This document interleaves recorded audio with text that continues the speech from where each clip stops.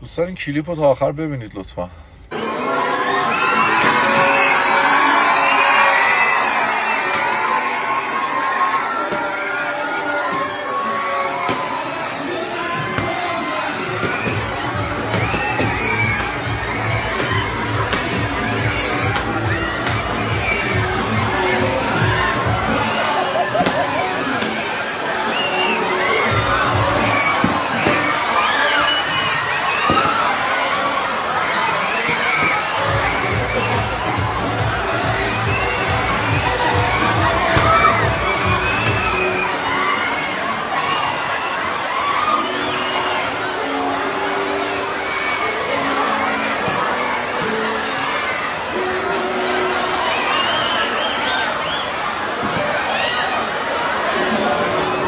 خیلی واقعا برام جای تعجب داره که ما مملکت به این بزرگی رو که نمیتونیم مدیریت کنیم، شکی درش نیست. یه پاساژو که دیگه میتونیم.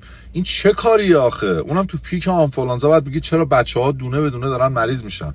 یک نفر این آدم میذاشید دم در پاساژ، نفر یه دونه بادکنک میداد به بچه‌ها به خانواده‌شون میرفتن گردش، تفریح، خرید، حالا هر کار دیگه ای می‌خواستن انجام میدادن. شما دقت کنید یه مادری بچه‌شو بغل کرده، از هر طرف دارن بهش فشار میارن. خدا رو 100,000 مرتبه شکر تور بادکنک سوم پاره نشد، وگرنه یه فاجعه چیزی رخ میداد.